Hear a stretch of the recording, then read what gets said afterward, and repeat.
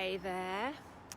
I saw loads of posts yesterday about the celebrities getting on the vaccine bandwagon, and I wanted to share a quick little story. I like telling stories. So back in the 80s, I was in my teens, and I remember being at a friend's house and we watched an advert.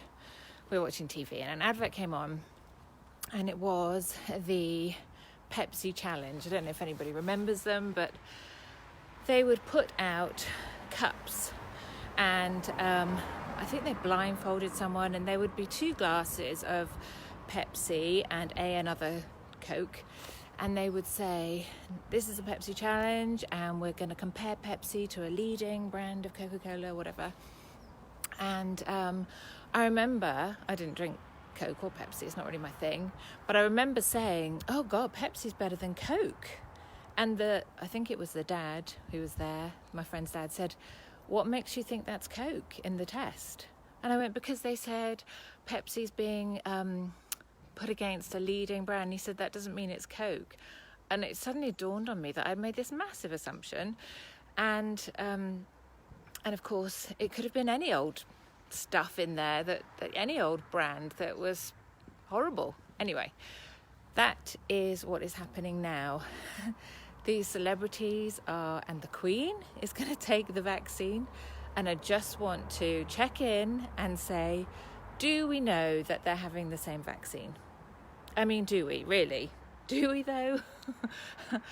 Because there is an assumption that they are going to get the same vaccine as all the good people in the UK that decide to take it.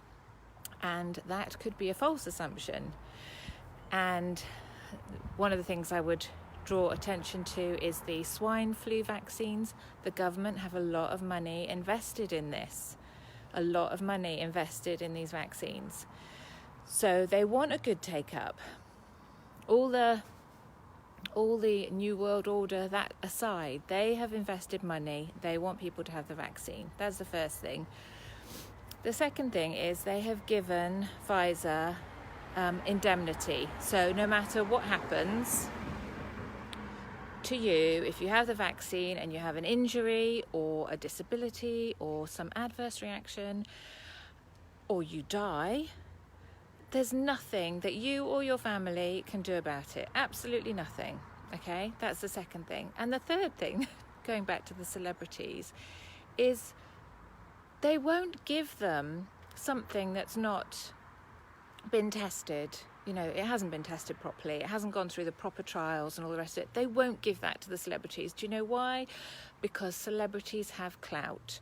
And if Sir Bob Geldof or Michael Palin or the Queen suddenly became, I don't know what the injuries are likely to be, but what if they died or they became paralysed or brain dead or whatever I have no idea, I'm not a scientist, but if there is an adverse reaction, the stink that they would kick up and the sway that they would have on the population would be massive. So they're not going to give them anything untested, okay? They're going to get something, a placebo, some sort of saline something or other. They are not going to get the untested, uninsurable vaccine that they want everyone else to have. It's just not going to happen. So please think about that before you say yes, okay?